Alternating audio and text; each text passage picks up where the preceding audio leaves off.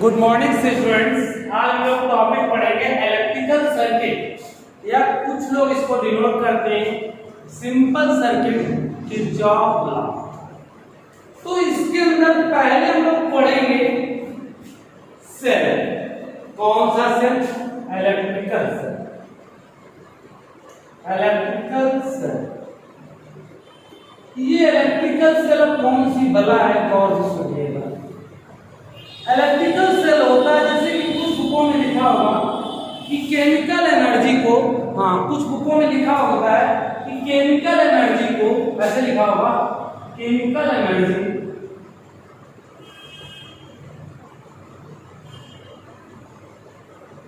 Is converted into electrical energy. Electrical energy ऐसा कई बुकों में मेंशन है, बट मेरा मानना है कि कोई प्रकार की भी, किसी प्रकार की भी एनर्जी हो, एनी एनर्जी कन्वर्ट या converted into electrical energy. Energy यानी किसी प्रकार की भी एनर्जी हो, उसको इलेक्ट्रिकल एनर्जी में कन्वर्ट कर रहा है, वो हमारा कहलाता है इलेक्ट्रिक सेल। क्या कहलाता है बेटा? Electric cell.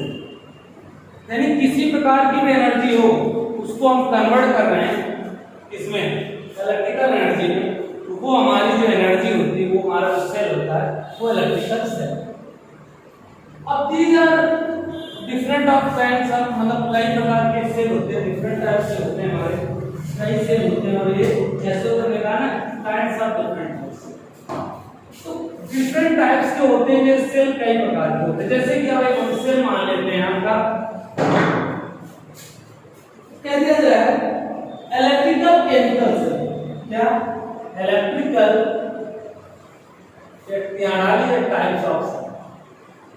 Types of cell. तो हमने पहले डाला इलेक्ट्रिकल केमिकल सेल।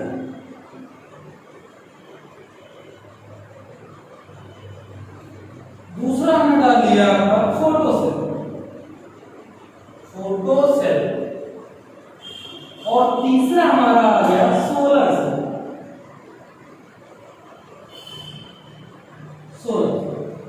और इसके बाद आ गया थर्मोकपल।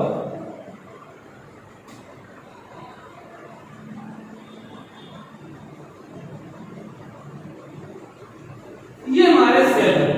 तो इलेक्ट्रिकल केमिकल सेल को जैसे हम जनरली आजकल यूज करते हैं, इसका मेन काम होता है केमिकल एनर्जी को इलेक्ट्रिकल एनर्जी में बदलना। यानी किस प्रकार केमिकल एनर्जी को किसमें बदलेगा?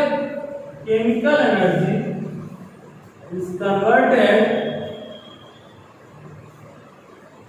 इसमें इलेक्ट्रिकल एनर्जी। जैसे हम लोग जो भी केमिकल बनाए, मतलब कोई भी केमिकल वाले सेल ले लें, वो हमारे जो होंगे वो कहलाएंगे इलेक्ट्रिकल सेल। ठीक।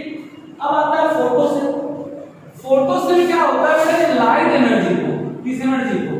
लाइट एनर्जी को कन्वर्टेड इसमें वही इलेक्ट्रिकल एनर्जी। एक बात और भी सोचने वाली बात ये कि अब कौन सा फोटो सेल, तो आप लोगों ने सौर पैनल यूज किया होगा, या सौर पैनल होता है, वो हमारे एक तरीके के फोटो रेल से ही होते हैं। अब सोलर सेल, ये भी समझ गए हमारे। सोलर सेल क्या होते हैं? ये सौर एनर्जी यानी सन की एनर्जी को किसमें बदलता है? इलेक्ट्रिकल में। तीसरा आता है थर्मोसेल। सिंपल सी बात है, थर्मोसेल क्या होता है हमारा? ये थर्मल एनर्जी को इलेक्ट्रिकल एनर्जी में बदलता है। किसके? थर्मल एनर्जी को किसमें कन्वर्ट करेगा? वही आपको पता चल गया किसमें बेटा? इलेक्ट्रिकल। याद रखना, थर्मल एनर्जी किसमें कन्वर्ट कराता है? Electrical energy. तो ये इतने तो हमारे सेल के पार्ट होते हैं, इतने हमारे सेल के क्या होते हैं बेटा? पार्ट। राइट। चलिए, तो अब एक और नया चीज पढ़ेंगे हम लोग आज। अच्छा, बड़ा इंटरेस्टेड चैप्टर है, बहुत अच्छे से पढ़िएगा। मैं उतना बेस्ट है, बेटर है, पूछो नहीं। दीज आर टू, एक होता है प्राइमरी सेल, याद रखिएगा, और एक होता है सेकेंडरी सेल। अब कहोगे सर ये क्या, हमने वो तो बताया हमने बैटरी सेल होते हैं, उनमें दो प्रकार के सेल पाए जाते हैं, एक प्राइमरी सेल होता है और एक कौन सा होता है, सेकेंडरी सेल। ठीक, तो एक प्राइमरी सेल होता है और एक सेकेंडरी सेल होता है। इनको एक बार यानी प्राइमरी सेल को इनको रिसाइकल नहीं कर सकते, यानी एक बार यूज कर लिया तो उसके बाद क्या होगा, मैं बेकार ही हो जाते हैं, यानी इसको वन टाइम्स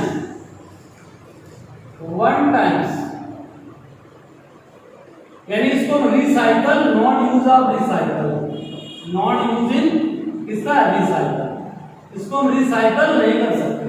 जैसे इसके अंदर आते हैं लेक्लांसे सेल, डेनियल सेल। अब ये आपको जनरली आप लोग 12th में पहुंच गए तो आपने लैब में देखा होगा कि लेक्लांसे सेल, डेनियल सेल लैब में पाए जाते हैं। आप जाइएगा लैब में आपको मिलेंगे लेकिन सेल ये केमिकल में बनाए जाते हैं हमारे।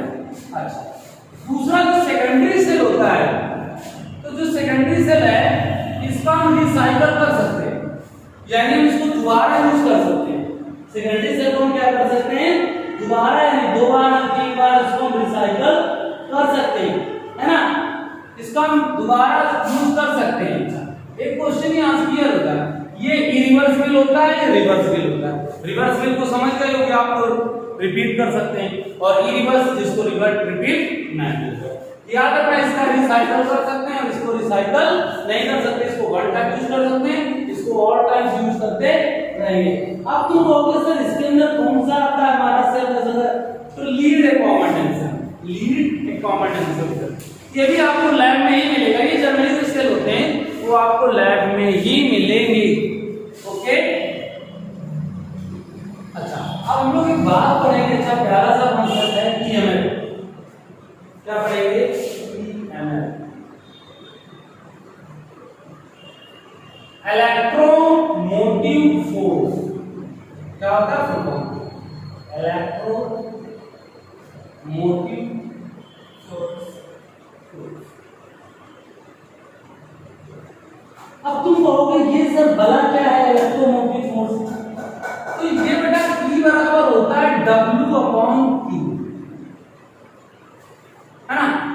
अब तुम लोग कहोगे सर ये तो V बराबर W/Q हो रहा था, हम लोगों ने पोटेंशियल डिफरेंस में पढ़ा था, तो E बराबर W/Q ये होता है कि यूनिट चार्ज किसी सेल के अंदर कंटीन्यूअसली, मतलब आप मान लीजिए सेल हमारा, इसके अंदर एक कैथोड प्लेट हो गई और एक कौन सी प्लेट हो गई, एनोड। एक हो गई कैथोड और एक हो गई हमारी कौन सी प्लेट, एनोड प्लेट। एक कैथोड हो गई और एक कौन सी हो गई, एनोड प्लेट। तो अब मान लीजिए इस प्लेट में जो इसके अंदर हमने सॉल्यूशन को डाल दिया, तो इस कोई भी सेल हो गया और उसके अंदर यूनिट चार्ज जो नीचे होगा उसको क्या करें, यूनिट चार्ज, यूनिट चार्ज को कॉन्टिन्यूअसली फ्लो कराते रहे। क्या कराते रहे, कॉन्टिन्यूअसली फ्लो कराने। जब कॉन्टिन्यूअसली फ्लो कराओगे तो आपको क्या करना पड़ेगा, वर्क। तो जो वर्क और चार्ज का रेशियो होता है वही कहलाता है इलेक्ट्रोमोटिव। अब इसकी बात चलेगी, यूनिट की बात करें तो इसकी यूनिट क्या होगी, वही जूल पर कूलम। यदि इसकी बात करें डायमेंशन की, तो इसकी डायमेंशन वही होगी, या इसका एक यूनिट और भी हो सकता है वोल्ट। डायमेंशन की बात करें तो वर्क की होती है हमारी ml² T-2, और चार्ज की क्या होती है T। फिर इसको इवैल्यूएट कराओगे तो आएगा ml² T-3 और T-। एग्री कर रहे हैं। तो एक बात और याद रखना, इधर अब आता है दूसरा टॉपिक, इसमें आता है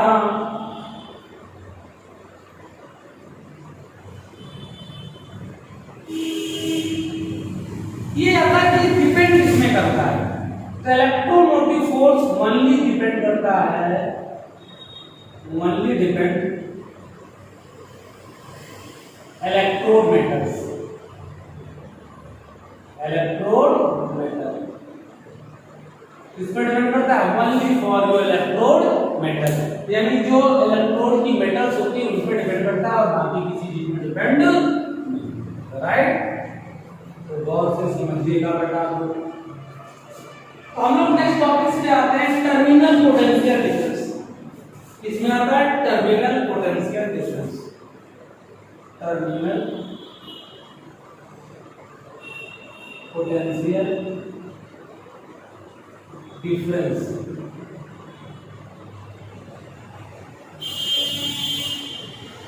क्या भला क्या होती है टर्मिनल पोटेंशियल डिफरेंस?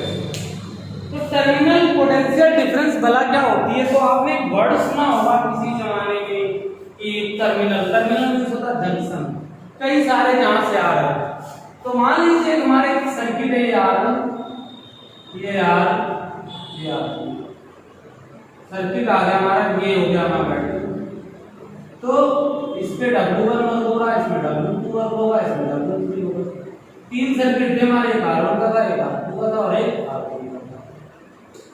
तो तीन सर्किट हमारा, और यहाँ पर लगा क्या सेल थे, पॉजिटिव टर्मिनल होगा, नेगेटिव टर्मिनल होगा, तो यहाँ से क्या निकलेगी करंट। तो जो टर्मिनल होता है तो टर्मिनल में एक चीज सेम होती है, चार्ज। तो W1 upon Q, W1 upon Q, W3 upon Q, ऐसे करता है। अब तो सर ऐसे कैसे हो सकता है? मान लीजिएगा आप घर में आपके एक बोर्ड लगा हुआ है, उसमें आपने एक टीवी का कनेक्शन दे दिया। एक जगह आपने मान लीजिए आपके घर में बोर्ड है हमारा, आपने यहाँ से फ्रिज का कनेक्शन दे दिया। किसका दे दिया? फ्रिज। फिर यहाँ से आपने टीवी का कनेक्शन दे दिया, फिर यहाँ से आपने एक में हीटर कनेक्शन दे दिया, ऐसे यहाँ से आपने एक बोर्ड में कनेक्शन दे दिया। ऐसे मतलब जनरली आपने कई जगह कनेक्शन दे दिया। बट क्या होता है, इसका वर्क अलग होगा, इसकी वोल्टेज और ले रहा होगा, इसका वर्क अलग होगा और इसका भी वर्क अलग होगा। बेटा जात वाला यहां से आता, चार्ज सबका सेम होगा, याद रखिए। तो इसको हम लिख सकते हैं बोलता है V बराबर V1 plus V2 plus V3 dot dot dot. इसे बोलते हैं टर्मिनल पोटेंशियल डिफरेंस। ओके, क्या बोलते हैं वो? Terminal potential difference. ओके, तो आगे चल के तो जैसे कि अब ग्राफिकल मेथड भी पूछा जा सकता है, इसका ग्राफ रिलेशन जैसे क्या होता है।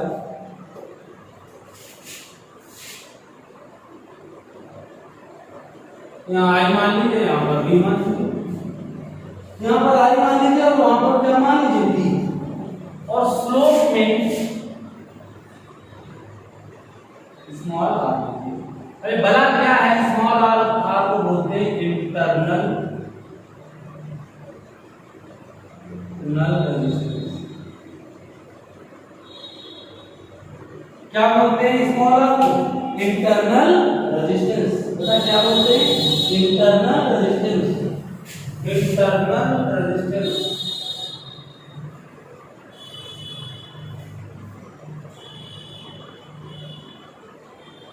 है ना। अभी इंटरनल रेजिस्टेंस बोलते हैं, होता क्या है इसी में मैं डिस्कस कर लेते हैं कि what is the defined by internal resistance. तो इंटरनल रेजिस्टेंस क्या होता है कि किसी भी सेल के गोल यानी लिक्विड में, किसी सेल के लिक्विड में करंट को क्या करता है? ब्रेक करता है। और ये था हमारा सेल, यानी सेल हुआ, सेल के अंदर क्या लिक्विड और लिक्विड में क्या करंट का फ्लो होती है? करंट। तो जो करंट को ब्रेक करता है उसी को तो हम बोलते हैं इंटरनल रेजिस्टेंस। अच्छा, इसकी जो यूनिट होती है वो वही होती है ओम, बट इसमें फैक्टर होते हैं। अब तो इसका फैक्टर मतलब डिपेंड, तो जो R होता है वो डिपेंड करता है 1 अपॉन A पर, R डिपेंड करता है L पर, और R डिपेंड करता है C पर, और R डिपेंड करता है T पर। यानी टेम्परेचर पर डिपेंड करता है, कंसंट्रेशन पर डिपेंड करता है, लेंथ पर डिपेंड करता है और एरिया पर। तो ये तो आपको पता ही है कि लेंथ पे डिपेंड करता है, R डायरेक्टली प्रोपोर्शनल है, यानी लेंथ का मान इंक्रीज होगा तो इंटरनल रेजिस्टेंस का मान भी इंक्रीज होगा। और आपको पता होगा कि R का मान, स्मॉल r का मान चेंज हो रहा तो C का मान भी इंक्रीज होगा। और इनवर्सली प्रोपोर्शनल यानी एक इंक्रीज हो रहा तो दूसरा डिक्रीज भी होगा। क्लियर ना? चलिए एक रिलेशन आता है आज की वीडियो में, बहुत ही प्यारा रिलेशन है, अच्छा है, बहुत सुनिएगा और समझिएगा। EMF, potential, small. इन तीनों में क्या है रिलेशन? क्या है बेटा? रिलेशन।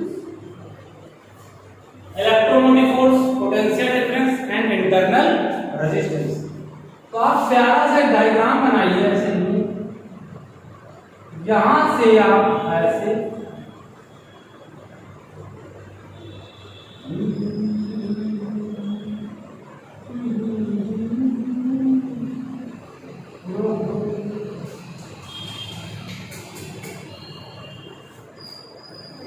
तो सुनिए ये क्या है। मान लीजिए आपका बैटरी, हमने कहा था बैटरी के बगल में जो लगा होता है वो हमेशा इंटरनल रेजिस्टेंस होता है और ये हमारा कैपिटल है।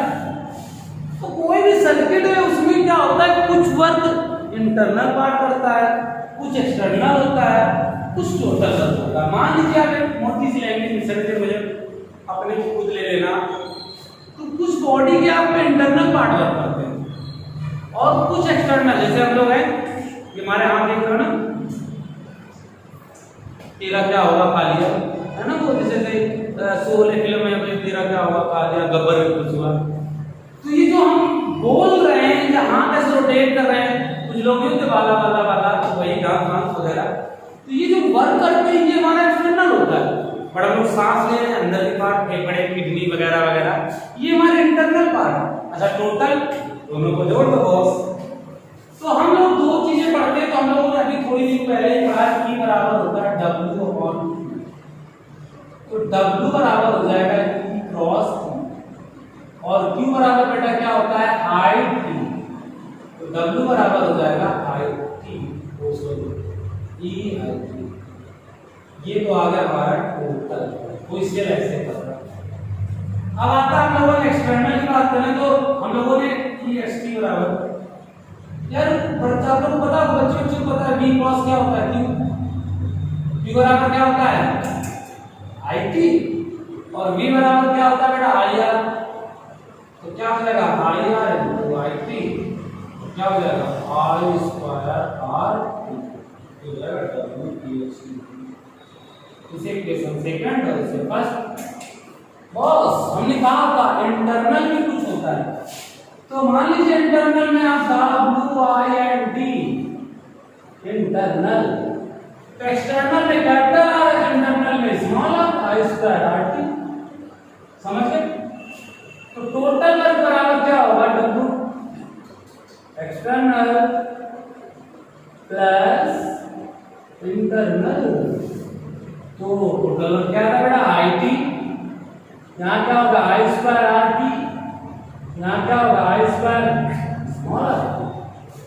तो ये क्या है डायग्राम तो समझ में आ गया, I क्या होगा। चलिए तो हम क्या कर सकते हैं, कुछ हमारे पास तो दिखाई दे रहा है क्या, जिसको कहते हैं कॉमन, जिसको क्या कहते हैं कॉमन। बड़ा IT ले लिया, कॉमन क्या बचा IR, क्या हो गया हमारा वही क्या IR, ये चले गए बेटा, ये वो होता है क्या V प्लस IR। अच्छा नहीं लग रहा ना, इसको इधर V बराबर हो जाएगा E माइनस, पर यहां से कई सारे आपके न्यूमेरिकल केस क्रिएट होंगे, कई सारे न्यूमेरिकल केस क्रिएट होंगे। तो कैसे क्रिएट करेंगे और क्या होगा देखिए भैया, ये कब होता है जब सेल चार्ज हो रहा है, यानी सेल चार्ज हो रहा है। अच्छा जस्ट उल्टा हो जाए, सेल बैटरी को चार्ज करे, सेल किसको कर रहा चार्ज, बैटरी को। अब न्यूमेरिकल में कैसे पता चलेगा, इसका वोल्टेज लो होगा,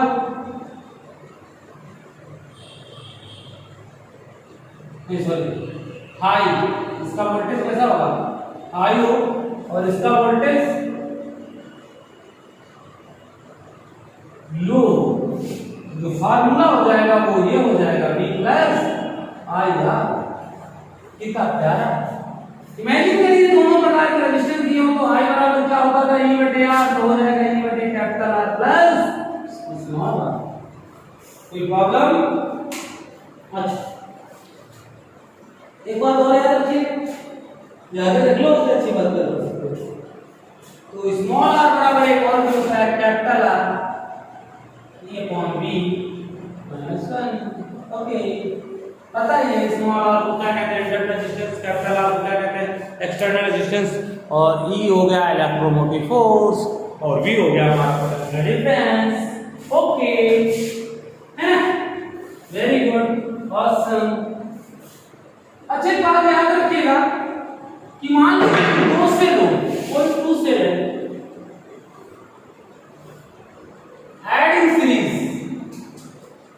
कहाँ ऐड हो रहे हैं, सीरीज में।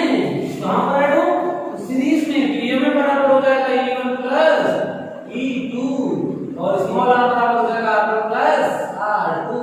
स्मॉल r मतलब इंटरनल रेजिस्टेंस, ये में मतलब ये में। कोई प्रॉब्लम? अच्छा ये तो होगा जब अपोजिट हो। कैसे हो, अपोजिट। अब देखिए सर क्या बोला है, अपोजिट। मान लीजिए ये पॉजिटिव टर्मिनल है, ये नेगेटिव टर्मिनल है, ये पॉजिटिव ये नेगेटिव। तो देखो ये पॉजिटिव और ये नेगेटिव, ये केस होगा। ये उल्टा हो जाए, यानी दोनों नेगेटिव नेगेटिव हो जाए, या फिर ऐसे हो जाए दोनों एक ही तरफ क्या से जाए, पॉजिटिव पॉजिटिव हो जाए। तो आपका जो केस है वो E बराबर E1 माइनस क्या हो जाएगा E2। पर याद रखिएगा यहाँ साइन लगेगा, यानी जिसका EMF ज्यादा होगा उसको पहले रख दोगे, जिसका EMF कम होगा उसको बाद में रख दोगे। पर अब तुम कहोगे सर इसमें कोई चेंजमेंट, नो, रेजिस्टेंस वही R1 प्लस R2। कोई प्रॉब्लम होनी ही नहीं चाहिए। अच्छा अब मान लीजिए कई सारे रेजिस्टेंस होंगे हमारे, कई सारे रेजिस्टेंस है जैसे हमारे, तो कैसे हम इनको ऐड करेंगे, तो पैरेलल में। तो पैरेलल में समांतर, तो R की बराबर R बटे, ये किसका केस है, पैरेलल का। अब बैटरी में पैरेलल वाला को कोई लफड़ा नहीं, जैसे होता है वैसे ही होगा, कोई प्रॉब्लम। और रेजिस्टेंस सिंगल 2-4 होगा। ओके, तो नेक्स्ट वीडियो में हम लोग जो डिस्कस करेंगे या वर्क करेंगे वो होगा हमारे किरचॉफ लॉ, और बेहद इंटरेस्टेड टॉपिक्स है, गौर से पढ़िएगा। बेहद ही इंटरेस्टेड टॉपिक्स है, गौर से पढ़िएगा। ओके।